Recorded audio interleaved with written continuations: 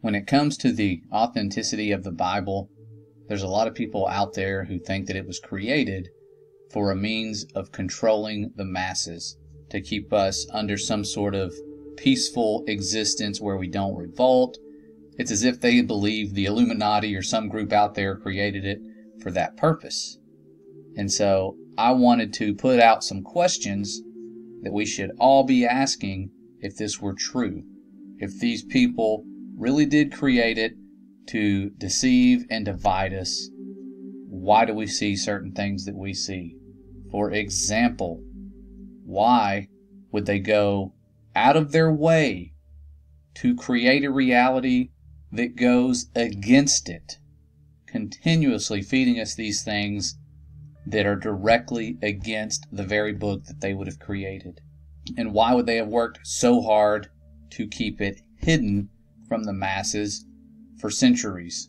And not only that, what would it benefit them to create archaeological finds and evidence that match the history of events in the Bible 100%?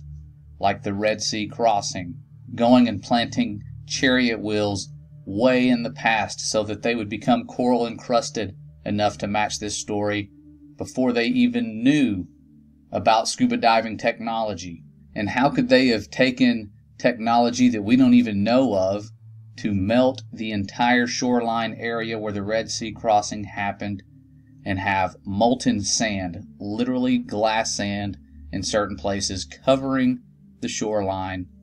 If they were the ones responsible and it wasn't the pillar of fire that the Bible speaks of that our Father did, why wouldn't they make that mainstream, put it in the news? Instead, that information is hidden. That's not how these people work. When they have something that they have made, whether it be a hoax or some sort of stretching of the truth where they are producing this fraudulent evidence, this stuff is always in the forefront. The evolutionary hoaxes, things like that. You will not see that with these artifacts that match the Bible. If they created it, why would it be that way? These are the questions we need to be asking. It's okay to question its authenticity. Look at the translation errors. Why would there be translation errors in the first place if they wrote it? It would have been perfect as it is. It wouldn't need all of these dozens of translations. We wouldn't need thousands upon thousands of denominations. Like all of the other belief systems, we would be more unified. And that's not the case. The enemy's goal is to divide and conquer. They find people, these unclean spirits, that are finding truth, and they work to divide them. So the Illuminati writing the Bible becomes laughable when you see how much evidence there is out there to prove its authenticity compared to the effort the world is going through to hide the proof. It's something that takes you on a journey that will separate you from the rest of the world, but the time is running out to try and fit in with everybody else and pretend that the spiritual warfare isn't going on. It's obvious now for most of you that the corrupting of all flesh 2.0 is going on, and that there's something to the things that we're seeing, the corruption ramping up, and we need to be ready for what's to come. I really do believe that we are nearing the first resurrection, and we need to be ready. So, wanted to put these thoughts out there. I know this is short, to the point, but these questions are things that just keep popping up in my mind for those people that come at me with the same statements that, you know, this book is written by the powers that shouldn't be to control us, and you need to stop quoting the Bible.